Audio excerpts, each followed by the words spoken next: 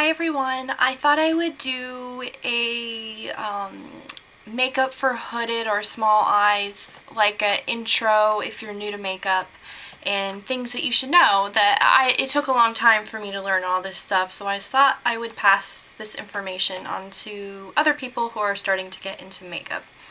The first thing I'll talk about is the brushes. For the longest time, I didn't even realize I have hooded eyes. Some celebrities that have hooded eyes are, let's see, Jennifer Lawrence and, what's the girl from Gossip Girl? Serena van der Woodsen from there, and there's quite a few other people. It's just basically when your eye folds down and you don't have a crease. You'll be able to tell because there's a fold down. But there's certain kind of brushes that you need to use when you have this kind of eye, and actually I just recently discovered this, and I use this. This is the Sigma, has a small eye kit, and I absolutely love all the brushes that came with it. I know a lot of people don't like Sigma, but these are the only brushes that I found that are small enough to work with my small eye. And this first one is just a shader, small shader for the lid. This is a E56, and I actually have another small one you can get from Sephora. They have a small shader. It's just called Small Shader, and that's a Sephora one. I really like this one too. And I find that the MAC ones for the crease and the fluffy brush, it's way too big for my eye area, and the makeup gets everywhere even if I don't put a lot on the brush. And I really love the Sigma blend. This is the blending E36, and this is the actual crease shader, and this is the E47. If you cannot afford those, at CVS they sell a brand called Essence of Beauty, and they have a smaller eye kind of brush. I still think this is a little too big, but if you can't afford the Sigma, you can work with this definitely. This is the Essence of Beauty, and this is the crease brush, and you can get a bunch of these.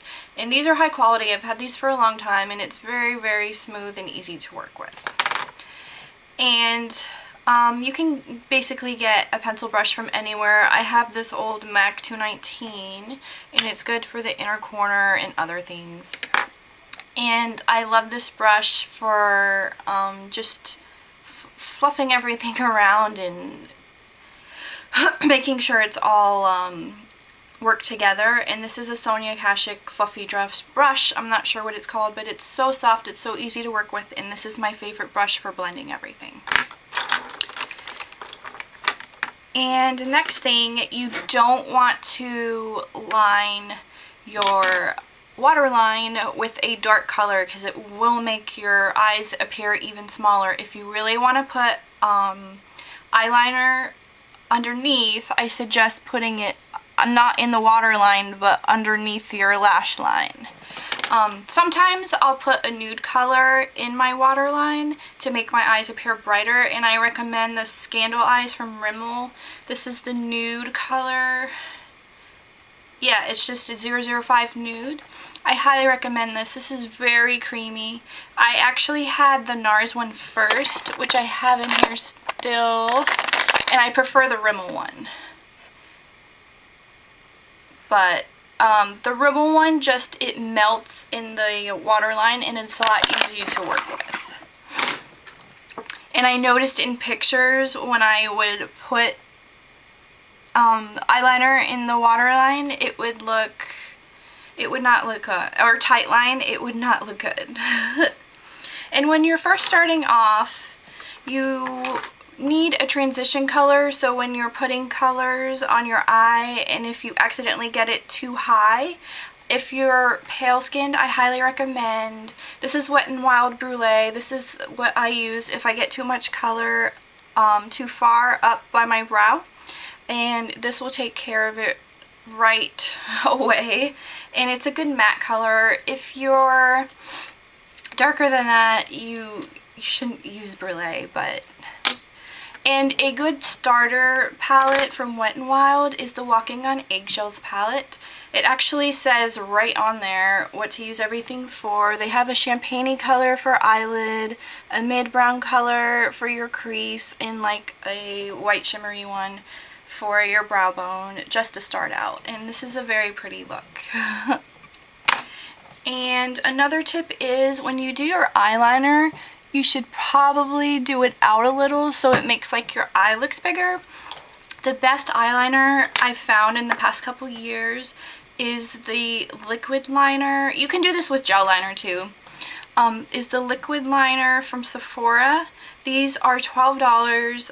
I've had these for about 2 years and they're still going strong. I use them every day. I just rotate the different colors that I use. And it's just on this flimsy, this is a very flimsy and easy brush to work with. It's not too stiff. So I really, really, really love these. And they stay on all day, even if I cry or my eyes get wet for some reason or something. They do stay on a long time. And I have these in 4 different colors. They have glitter ones too at Sephora, but you can do this with cream liner if that's easier for you to apply.